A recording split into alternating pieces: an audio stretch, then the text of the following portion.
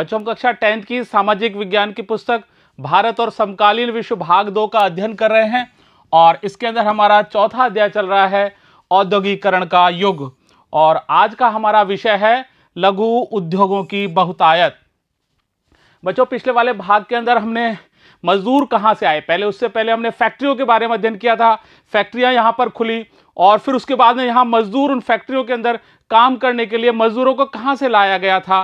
तो हमने देखा था ये आसपास के जिलों के या जहाँ पर फैक्ट्रियां होती थी उसके उस औद्योगिक इलाके के पास के ही रहने वाले होते थे।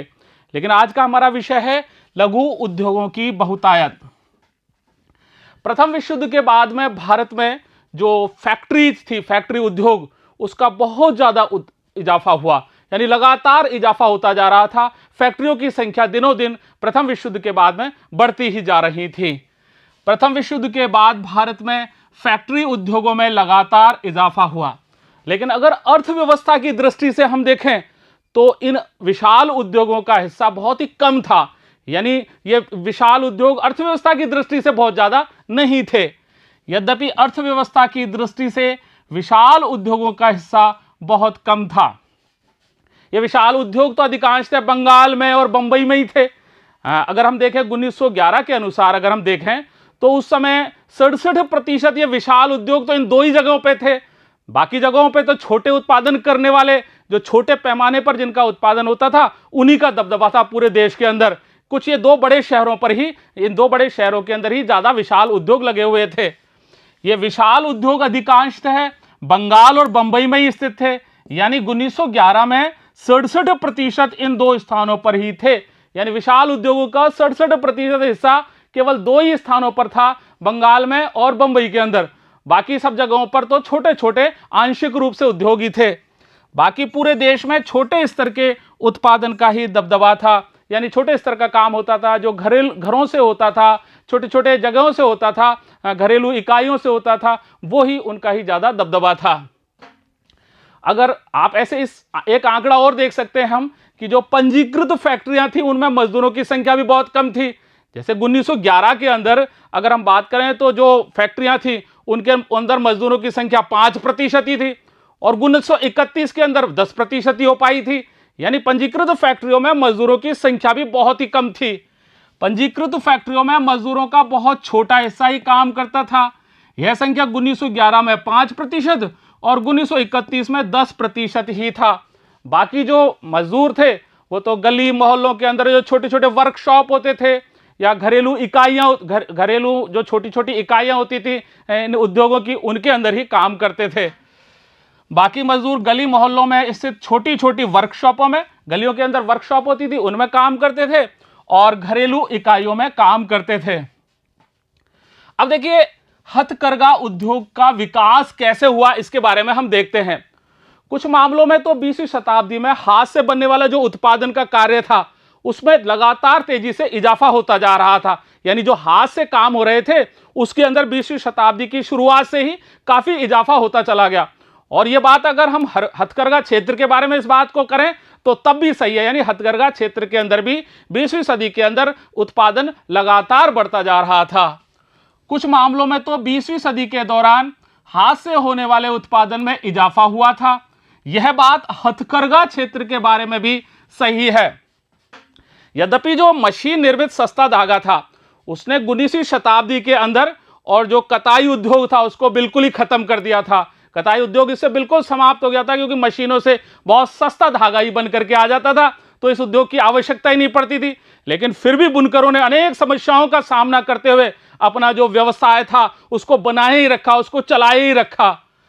यद्यपि मशीन निर्मित सस्ते धागे ने 19वीं शताब्दी में कताई उद्योग को तो खत्म कर दिया था, लेकिन फिर भी तमाम समस्याओं के बावजूद बुनकर अपना व्यवसाय चलाए रहे थे। और फिर 20वीं शताब्दी के अंदर तो हाथ से बनने वाले जो कपड़े थे, जो हथकरघा से जो कपड़े बनते थे, उन कपड़ों का उत्पादन लगातार बढ़ता चला गया था। और आप ये देख लीजिए 1900 से लेकर 1940 तक पहुंचते पहुंचते इनका उत्पादन 3 गुना हो गया था। फिर 20वीं सदी में हथकरघों से बने कपड़े के उत्पादन में लगातार सुधार हुआ। 20वीं सदी के अंदर ये हथकरघे से जो कपड़े बनते थे वो उनका उत्पादन लगातार बढ़ता चला गया था। और 1900 से लेकर 1940 के बीच यह 3 गुना हो चुका था। यानी हथकरघा उद्योग था उसका लगातार विकास होता जा रहा था। लेकिन ये हथकरघा उद्योग का विकास हो कैसे रहा था, उसके पीछे कारण क्या था? तो उसके पीछे एक मुख्य रूप से तो आंशिक जो कारण था वो तो तकनीकी बदलाव का हाथ था इसमें, क्योंकि जो तकनीक थी, नई नई टेक्निक आ रही थी, उनमें कुछ टेक्निक ऐसी आ गई थी जिनके कारण भी इस उद्योग का लगातार विकास होता चला गया था। इसके पीछे आंशिक रूप से तो तकनीकी बदलावों का हाथ था। अगर लागत ज्यादा ना लगे और उत्पादन बढ़ जाए तो जो हाथ से काम करने वाले लोग होते हैं वो उस तकनीक को आराम से अपना लेते हैं, उनको तो बड़ी अच्छी लगती है क्योंकि लागत उनकी बहुत कम लगी हुई होती है और उत्पादन बहुत ज्यादा बढ़ जाता है। तो जो हाथ से काम करते हैं वो उस तकनीक को आराम से स्वीकार कर लेते हैं। अगर लागत ज्यादा ना लगे और उत्पादन बढ़ सकता हो तो हाथ से काम करने वालों को नई तकनीक अपनाने में कोई परेशानी नहीं होती है। और 20वीं सदी के दूसरे दशक तक तो स्थिति यह आ गई कि जो हाथ से चलने वाले जो हथकरघा थे उनके अंदर नई जो फ्लाई शटल मशीन जो थी वो उनके अंदर लग चुकी थी। फ्लाई शटल मशीन का उपयोग करने लग गए थे हथकरघाओं के साथ साथ। इसलिए 20वीं सदी के दूसरे दशक तक आते आते बुनकर फ्लाई शटल वाले करघों का इस्तेमाल करने लगे थे। ये फ्लाई शटल मशीन थी क्या? ये रस्सियों और पुलियों के सहारे चलने वाली मशीन थी जो कपड़े की बुनाई का कार्य करती थी। यह रस्सियों और पुलियों से चलने वाली मशीन है जिसका बुनाई के लिए इस्तेमाल किया जाता है। इसमें क्षैतिज धागों को लंबवत धागों में पुरोया जाता है। ये जो लंबवत धागे होते थे और उनके अंदर जो क्षैतिज धागों को उसके अंदर पिरोने का काम किया जाता था। ये क्षैतिज धागों को तो ताना और इनको बाना कहा जाता था, यानी ताना बाना बुना जाता था। यह क्षैतिज धागों को लंबवत धागे में पिरो देती थी। जो फ्लाइंग शटल मशीन थी, इस फ्लाई शटल मशीन के द्वारा जो बड़े अर्ज का यानी लंबे अर्ज का कपड़ा इससे बुना जा सकता था और इसको बड़े बड़े हथकरघाओं को चलाने के लिए भी काम में लिया जा सकता था। फ्लाई शटल से चौड़े अर्ज का कपड़ा बनाने में मदद मिली और इससे बड़े हथकरघे चलाए जा सकते थे। और इस मशीन के द्वारा जब ये फ्लाई शटल मशीन आ गई तो कामगारों का इससे उत्पादन बढ़ गया खूब सारा, और उसके अलावा जो श्रम की मांग थी वो भी घट गई थी, कम मेहनत करनी पड़ती थी और उत्पादन ज्यादा होने लग गया था। इससे कामगारों का उत्पादन बढ़ा और श्रम की मांग में कमी आई। और आप देख लीजिए 1941 तक पूरे भारतवर्ष के अंदर ऐसे हथकरघा मशीनें जो फ्लाई शटल के द्वारा चलाई जाती थी उनकी संख्या 35% हो चुकी थी। 1941 तक भारत में 35% से ज्यादा हथकरघों में फ्लाई शटल लगे होते थे। और त्रावणकोर है, मद्रास है, उसके अलावा मैसूर है, कोचीन है, बंगाल है, ये तो ऐसे इलाके थे जहां पर 70 से 80% मशीनों के अंदर, हथकरघा मशीनों के अंदर फ्लाई शटल लगी हुई होती थी। त्रावणकोर, मद्रास, मैसूर, कोचीन, बंगाल आदि क्षेत्रों में तो ऐसे हथकरघे 70 से 80% तक थे। इसके अलावा भी और बहुत सारे ऐसे छोटे छोटे तरीके थे। उन तरीकों के द्वारा इन जो हथकरघा जो बुनकर जो काम करते थे उनके उत्पाद भी बढ़ा दिए और वो मिलों से मुकाबला भी करने लग गए थे, यानी उनका उत्पादकता बढ़ गई थी और वो तेजी से काम होना उनका प्रारंभ हो गया था।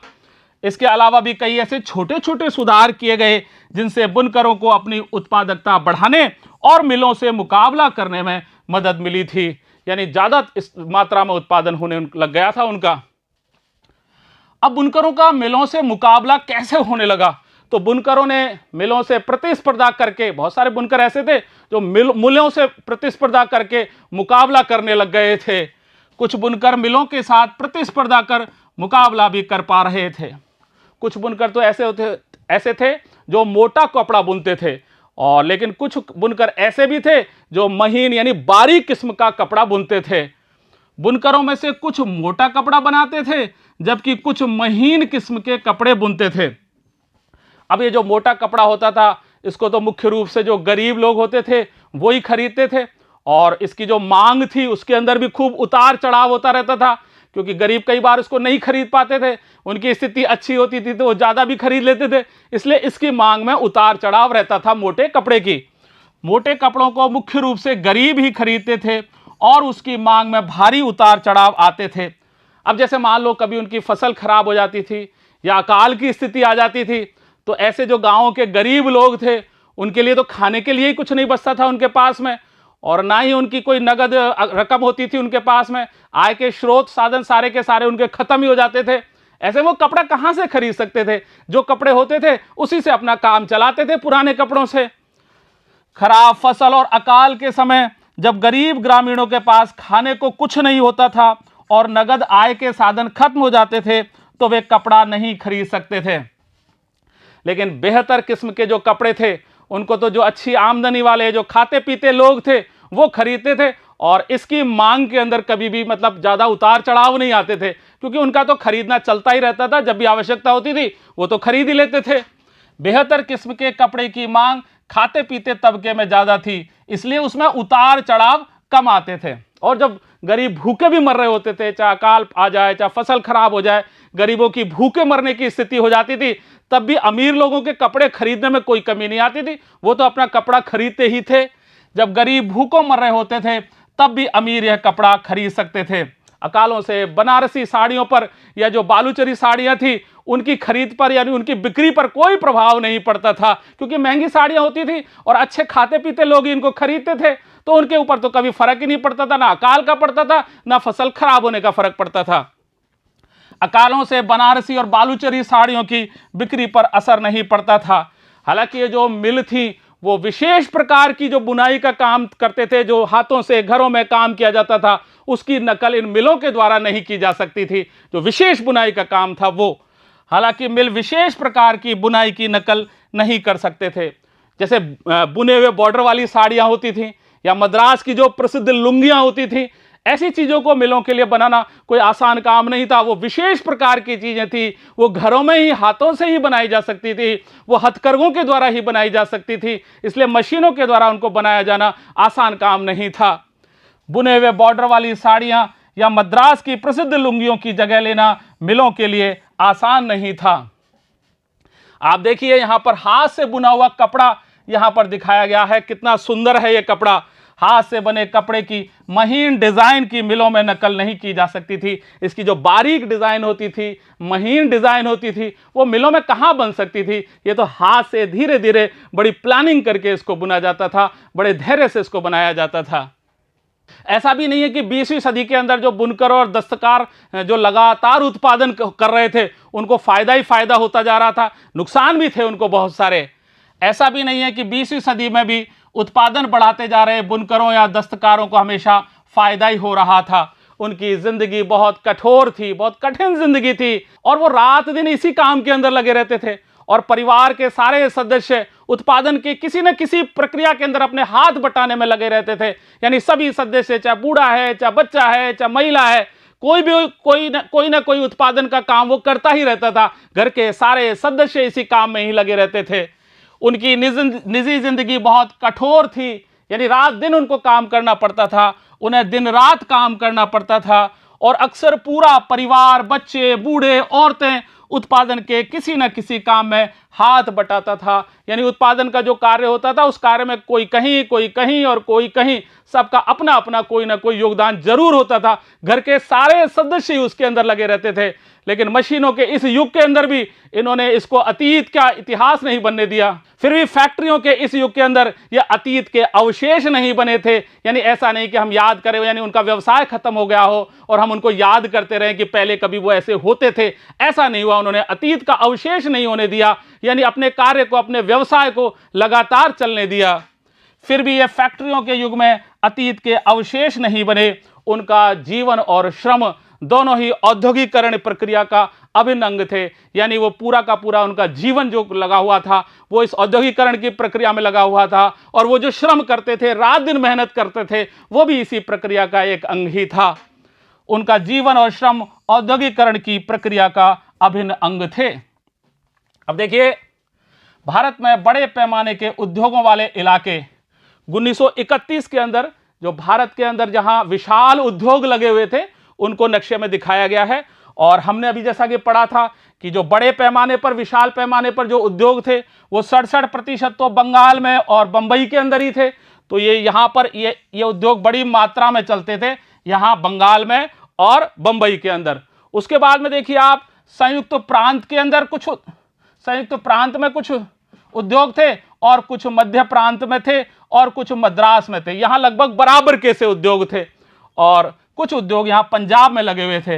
यानी सबसे ज्यादा जो उद्योग थे वो विशाल उद्योग वो बंबई और बंगाल के अंदर थे। उसके बाद में संयुक्त प्रांत, मध्य प्रांत और मद्रास के अंदर लगे हुए थे और कुछ उद्योग पंजाब में भी लगे हुए थे। इस प्रकार से पूरे देश के अंदर ये 1931 की स्थिति है जहां पर बड़े पैमाने के उद्योग लगे हुए थे। अब देखिए वस्तुओं के लिए बाजार, हम देख चुके हैं कि किस प्रकार से हमने पिछले भागों में देखा कि जो ब्रिटिश निर्माता थे उन्होंने भारतीय बाजार पर अपना नियंत्रण यानी कब्जा बनाने का पूरा प्रयास किया था। यानी वो यहां पर अपना पूरा कब्जा करके रखना चाहते थे।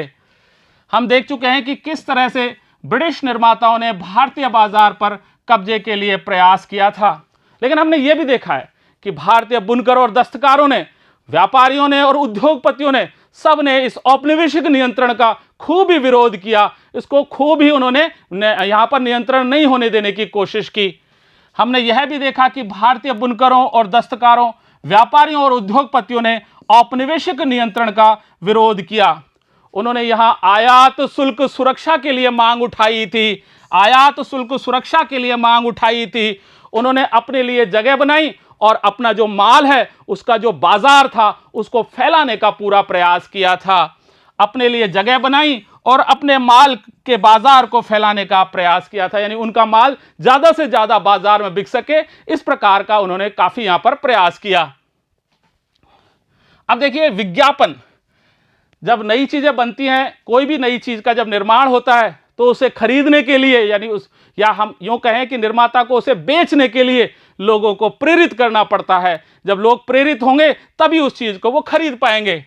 जब नई चीजें बनती हैं तो लोगों को उन्हें खरीदने के लिए प्रेरित भी करना पड़ता है। लोगों को यह लगना चाहिए कि इस चीज की उन्हें जरूरत है, इस उत्पाद की उन्हें जरूरत है। कोई भी चीज उनको अगर दिखाई देती है किसी विज्ञापन में तो उसको यह महसूस होना चाहिए कि हाँ ये चीज तो मेरे लिए चाहिए।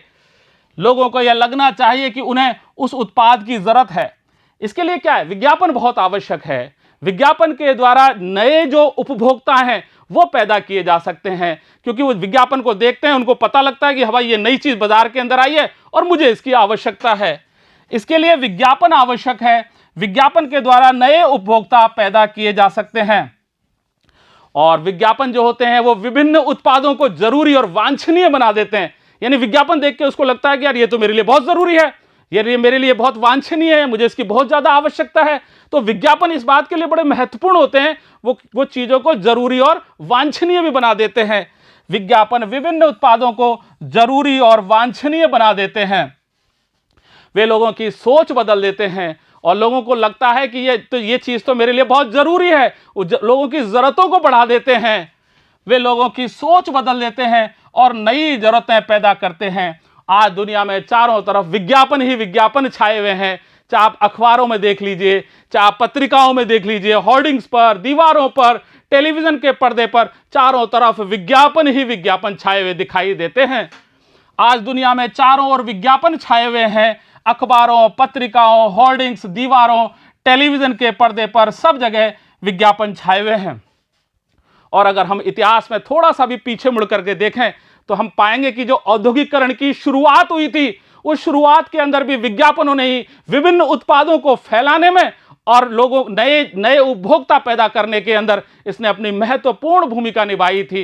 यानी जब औद्योगिकरण की शुरुआत हुई थी तो उस शुरुआत के समय से ही विज्ञापन प्रारंभ हो गए थे और इन विज्ञापन के द्वारा जो उत्पाद था वो चारों तरफ फैला दिया गया, सब लोगों की नजर में डाल दिया गया कि भाई ये चीज है, नया उत्पाद है, इसको आप खरीदिए। और उसके अलावा इसके द्वारा नए उपभोक्ता तैयार किए गए थे। यानी विज्ञापन ने इन दोनों चीजों के अंदर बहुत महत्वपूर्ण भूमिका निभाई थी, उत्पाद को फैलाने के अंदर और नए उपभोक्ता तैयार करने में। अगर हम इतिहास में पीछे मुड़कर देखें तो पता चलता है कि औद्योगिकरण की शुरुआत से ही विज्ञापनों ने विभिन्न उत्पादों को फैलाने में और उपभोक्ता तैयार करने में अपनी भूमिका निभाई है। देखिए एक ग्राइव वाटर का एक कैलेंडर यहां पर दिखाया गया है। एमवी धुरंधर ने यह चित्र बनाया था। 1928 का यह चित्र है। भगवान श्री कृष्ण के बचपन का यह चित्र इसके अंदर दिखाया गया है। बच्चों की चीजों का प्रचार करने के लिए बाल कृष्ण की छवि का सबसे ज्यादा इस्तेमाल किया जाता था। यानी कृष्ण भगवान की जो छोटे बचपन की जो तस्वीर थी, उस तस्वीर का सबसे ज्यादा बच्चों की चीजें बेचने के लिए इस्तेमाल करते थे।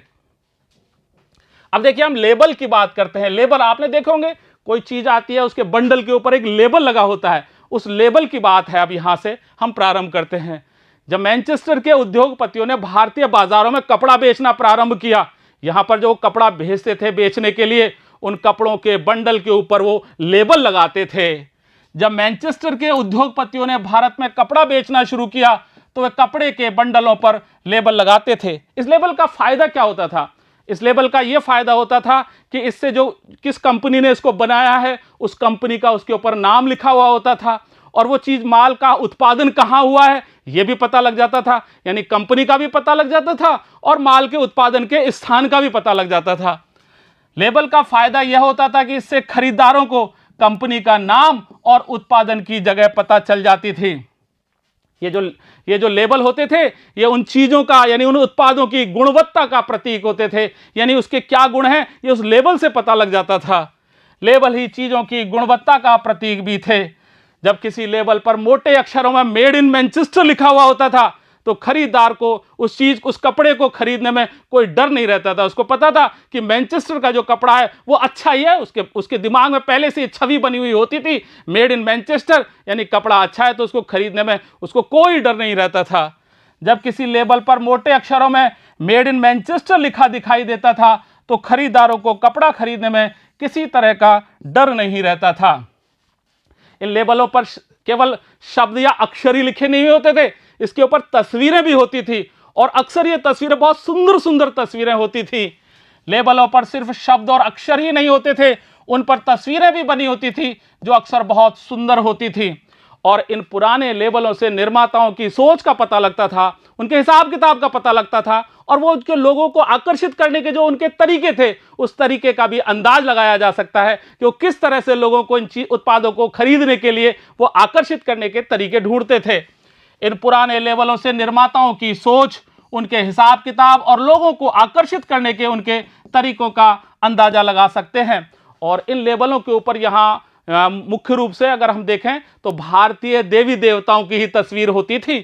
इन लेबलों पर प्राय भारतीय देवी देवताओं की ही तस्वीरें होती थी, और इन देवी देवताओं की तस्वीरों के बहाने निर्माता यह दिखाना चाहते थे कि अगर आप इन देवताओं को खुश रखना चाहते हैं तो इस उत्पाद को खरीदें। यानी जो ईश्वर भी ये चाहता है कि इस उत्पाद को ही आप लोग सब खरीदें। देवी देवताओं की तस्वीर के बहाने निर्माता ये दिखाने की कोशिश करते थे कि ईश्वर भी चाहता है कि लोग उस चीज को ही खरीदें। और कृष्ण या सरस्वती की तस्वीरें भी होती थी बहुत सारे लेबलों के ऊपर। उसका आशय ये होता था कि जो विदेशों में जो कपड़ा बन करके आता था, विदेशों से आता था, और वो तस्वीर किसकी, कृष्ण की और सरस्वती की, उसके ऊपर लगा देते थे।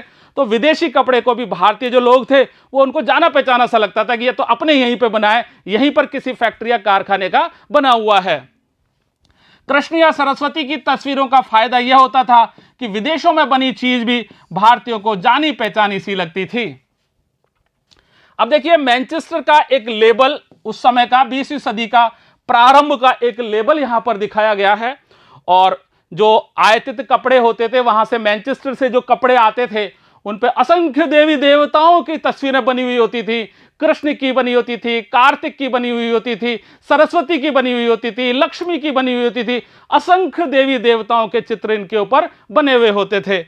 आयातित कपड़ों के लेबलों पर असंख्य भारतीय देवी देवताओं, कार्तिक, लक्ष्मी, सरस्वती को चित्रित किया जाता था। इससे जो संबंधित वस्तु थी उसकी गुणवत्ता को दर्शाने का काम किया जाता था। इससे संबंधित वस्तु की गुणवत्ता को दर्शाने का प्रयास किया जाता था। और देखिए, यहां पर एक दूसरा लेबल भी दिखाया गया है। मैनचेस्टर के लेबल पर महाराजा रणजीत सिंह का चित्र, जो पंजाब के महाराजा रणजीत सिंह थे, उनका यहां पर यह चित्र दिखाया गया है। और उत्पाद के प्रति सम्मान पैदा करने हेतु ऐतिहासिक व्यक्तियों का इस्तेमाल किया जा रहा था। यानी जो हमारे इतिहास से जुड़े जो वीर योद्धा और जो महापुरुष थे, उनके यहां पर चित्र या तस्वीरों को अंकित किया जाता था, जिससे हमारा उस उत्पाद के प्रति, क्योंकि हमारा इनके प्रति सम्मान था, तो उत्पाद के प्रति सम्मान बढ़ जाए, इसलिए इनको यहां चित्रों में दर्शाया जाता था। अब देखिए कैलेंडर की बात करते हैं हम। 19वीं सदी के आखिर तक पहुंचते पहुंचते निर्माताओं ने अपने उत्पादों को बेचने के लिए कैलेंडरों को भी बनवाना शुरू कर दिया था, यानी अब वो कैलेंडर छपवाने लग गए थे। 19वीं सदी के आखिर में निर्माता अपने उत्पादों को बेचने के लिए कैलेंडर छपवाने लगे थे। अखबारों और पत्रिकाओं को तो पढ़े लिखे लोग ही समझ सकते हैं, लेकिन कैलेंडर एक ऐसी चीज है जिसको बिना पढ़े लोग भी, उसको बिना पढ़े लिखे जो लोग होते हैं वो उसमें उसके विज्ञापनों को देख करके, ये लटका होता है वो दीवार पर या कहीं भी, तो उसको देख करके और उसको वो समझ सकते हैं, बिना पढ़े लिखे लोग भी। अखबारों और पत्रिकाओं को तो पढ़े लिखे लोग ही समझ सकते थे, लेकिन कैलेंडर तो उनको भी समझ में आ जाते थे जो पढ़ नहीं सकते थे। अब आप देखिए चाय की दुकानों के ऊपर, दफ्तरों में, और जो मध्यम वर्गीय परिवार होते थे उनकी घरों की दीवारों पर ये कैलेंडर लटके हुए रहते थे। चाय की दुकानों, दफ्तरों और मध्य वर्गीय घरों में ये कैलेंडर लटके रहते थे। और जो इन कैलेंडर को लगाते थे वो प्रतिदिन साल भर तक, इस पर जो विज्ञापन होते थे उसको साल भर तक रोज ही वो देखने का काम करते थे, उनको रोज दिखता था अपने घरों में वो लटका हुआ। जो इन कैलेंडर को लगाते थे वे विज्ञापन को भी हर रोज पूरे साल देखते थे। और इन कैलेंडरों के ऊपर भी उत्पादों को बेचने के लिए देवी देवताओं के ही तस्वीरों को बनाया जाता था। उसके ऊपर विज्ञापन होते थे कैलेंडर के ऊपर विभिन्न प्रकार के, और उन विज्ञापनों के अंदर देवी देवताओं की तस्वीरों को ही बनाया जाता था। इन कैलेंडरों में भी नए उत्पादों को बेचने के लिए देवताओं की तस्वीर होती थी। देवताओं की तस्वीरों के अलावा और भी होती थी, कुछ महत्वपूर्ण व्यक्तियों की तस्वीरें भी होती थी। कई बार कोई सम्राट की तस्वीर होती थी, किसी नवाब की तस्वीर होती थी। इस प्रकार से जो पुराने ऐतिहासिक महत्वपूर्ण लोग होते थे उनकी विज्ञापनों में और कैलेंडरों के अंदर इस प्रकार की उनकी तस्वीरों को बनाया जाता था।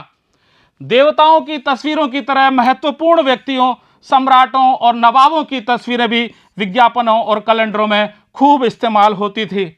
इसका संदेश क्या होता था? इनको क्यों इन तस्वीरों को छापा जाता था? इसका संदेश यह होता था कि ये शाही व्यक्ति, जो शाही व्यक्ति का आप सम्मान कर रहे हैं तो इस उत्पाद का भी सम्मान करें, क्योंकि उनकी उसके ऊपर तस्वीर होती थी।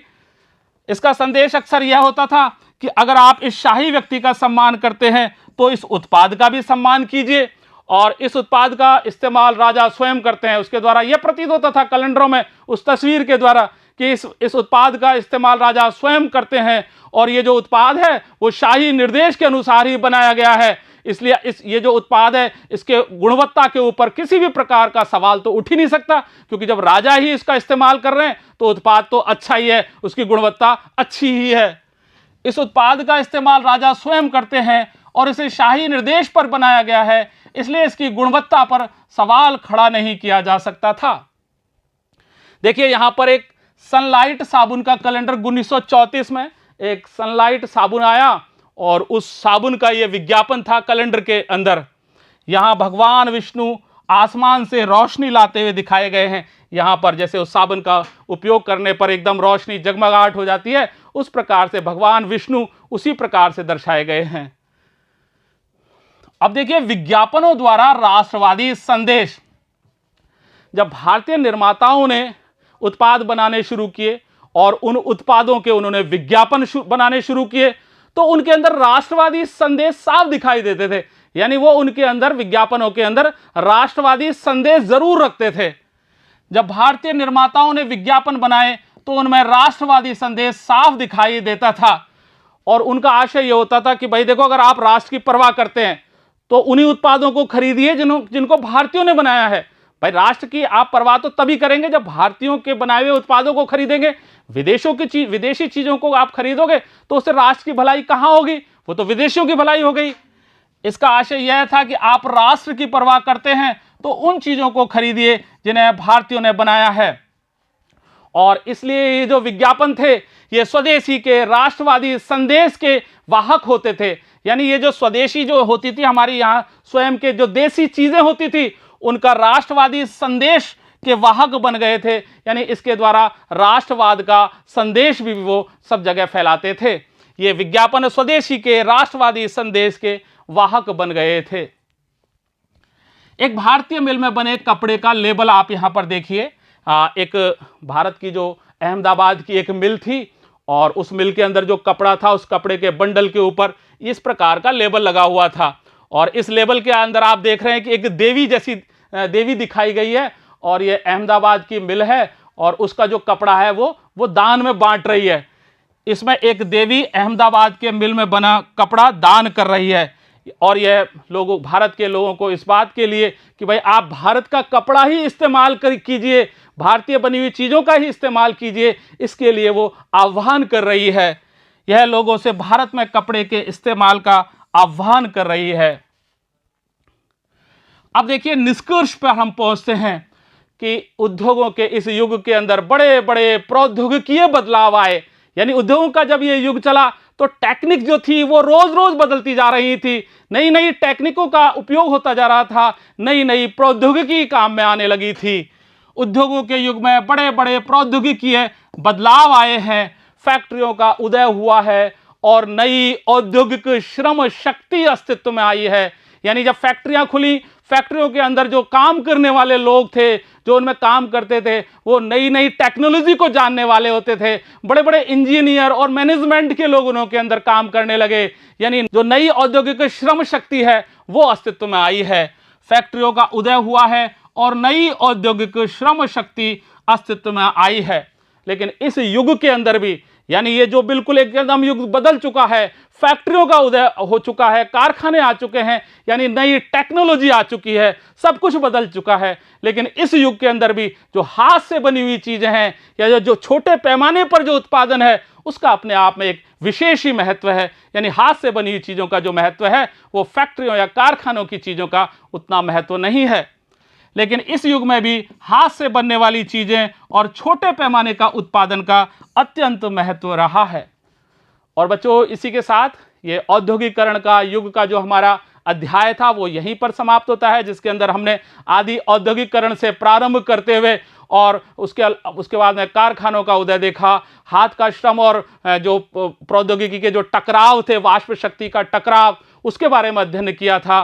फिर कारखाने जो थे वो सब जगह खुल गए, फिर फैक्ट्रियों का उदय हुआ था, फैक्ट्रियां खुल गई थी, उपनिवेशों के अंदर औद्योगिकरण हुआ, उसके बारे में अध्ययन किया। भारत का हमने मैनचेस्टर का बनना देखा, भारत के अंदर जो मैनचेस्टर आया था उसके बारे में अध्ययन किया। और इस प्रकार से फिर मजदूर कहाँ से आए उसके बारे में अध्ययन किया। और आज हमने लघु उद्योगों की बहुतायत के बारे में अध्ययन किया और हम यहीं पर विराम लेते हैं। और बच्चों, अगले भाग के अंदर हम इस जो ये अध्याय है, अध्याय चौथा, इसका हम अभ्यास प्रश्न करेंगे। धन्यवाद।